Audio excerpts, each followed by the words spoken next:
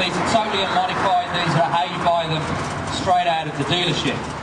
And normally what you'll do is you'll start from here, the clock will start. So your first run is just to get to understand and get to know the course. So there's arrows on the floor, you follow the arrows through. The yellow cones are your traffic islands in effect. Follow through, round to the next one. Arrows are all on the floor, it's very easy to follow. It's a demonstration of manoeuvrability and agility of a fuel, and what this is an example of an everyday situation. You know, if you're able to throw a bike around a 1200cc fuel like this, very fast, very furious, and without any problems, then you're going to be pretty good through the traffic. I mean, who wants to hang around in the traffic? You want to be dodging the cars, and you want to be in and out and gone. All right? 3 different styles. Pushing it away from you. Okay? Very hard riding. Pushing it away. This is very much a motocross style one. Forcing the bike into the corner.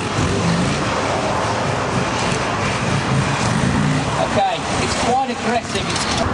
Next, we can have a motocross style. The style is a road race style. First candidate. That's the wrong word, victim, isn't it? Thor, you're going to be the first on the bike, okay? Let me get my helmet. So while Thor's getting his helmet on, I'll just go through it again. The wheel lifts off the ground. And it's important to be able to do that because you don't want any surprises, you don't want to be waiting for the characteristics of the engine, you don't want to be waiting for a little bump in the road maybe to help it come up. You want it to come up immediately, okay? And the beauty of a fuel engine is the torque enables that to happen. There's so much torque. Clutch, throttle and clutch together. It's this action. Okay? It's that action. As you throttle, you clutch at the same time. And by doing that, it all just happens instantly. So you go along there, see, that's it. That's how it happens. But when you're learning, it's important to do the reverse bench press, and that means that you get over the bike like this. When you introduce the clutch, you pull it towards you. You can do this sat down. You don't keep your arms straight, you bend your arms back. So, sat in the seat, bend back like this. And the reason for that is that if you have a mistake or you go too far back like this, you can just let the bike go. You don't want to go over the back, and you don't want to keep straight because if you're like that, whoa! You don't want that either, okay? You want to be in command. So, introducing the clutch with a little bit of throttle, pull yourself forward. Then when you get more advanced, you can start learning the rear brake with the foot. Once you do that, you lift it up, you take it right back like this. Okay?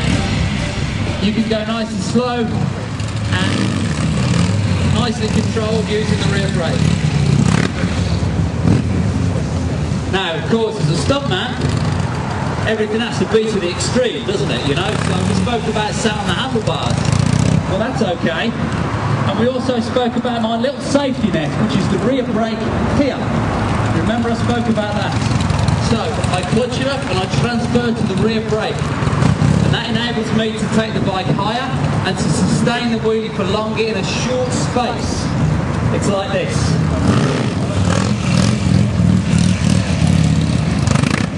Okay? Once again, lifting it up and transferring the hand. Immediately the hand transfers. Oh. And then, you know, little accidents every now and again doesn't... Do I get a round of applause for that? Thank you.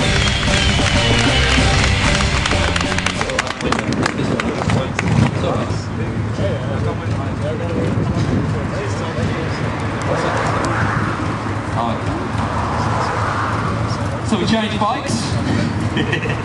That's why you have 2 bikes. So, we spoke about wheelies, let's move on to stoppies.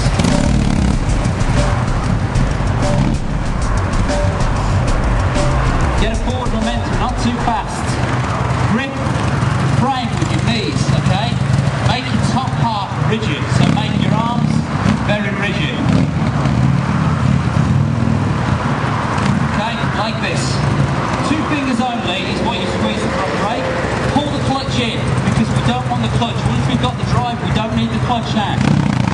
it's something else to have to think about. We don't want to think about it. So,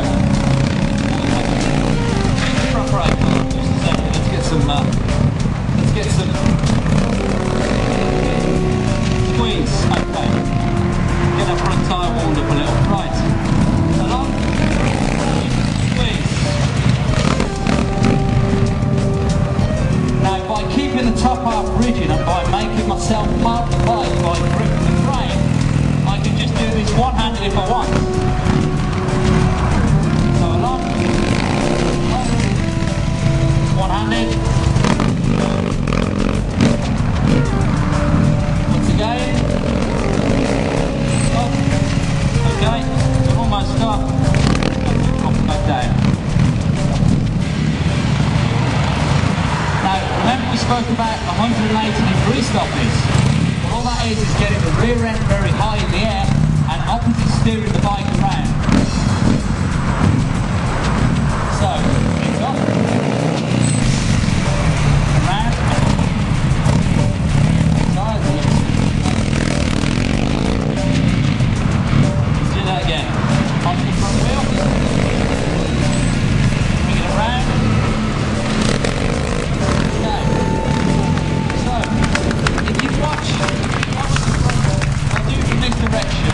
Watch the front wheel fold underneath me.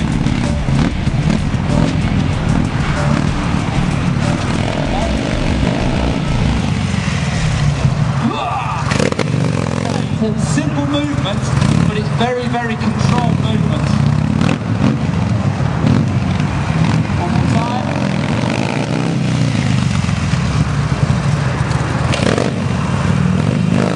Keeping your perfect balance all the time. Donuts, burning the tyre out. Spoke about that before. I see so many guys, nothing's happening, right? All they're doing is burning their clutch out. If you get a little bit of speed forward, pull the front brake, throw your weight forward, you will lift the weight off the rear wheel. Introduce the clutch and the rear wheel will spin very easily. Keep the weight forward and it will continue to spin. If you want to do a donut to the left, you steer to the left, then out, then in, then out, then in, then out. And you small movements in and out create the circle. Alright? If you simply steer in and you keep it in, the bike will go away and you will fall off. So it's in, out, in, out, in, out. Oh, what? Very simple. So instead of doing that static burnout and ruining your clutch, a little bit of forward momentum and now that it's spinning, okay? Right forward, steer in.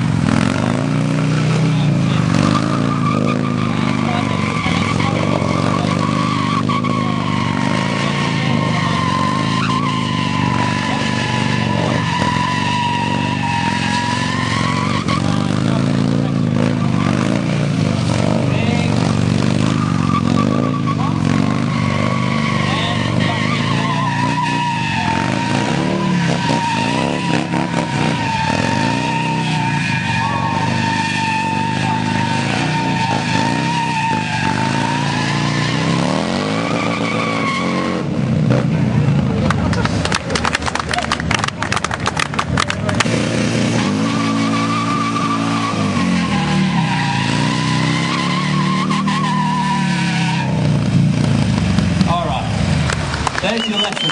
Maximum speed, okay? Wah! Like this. When the rear wheel touches the ground, you must be forward. If not, you are like a missile, straight over the fence.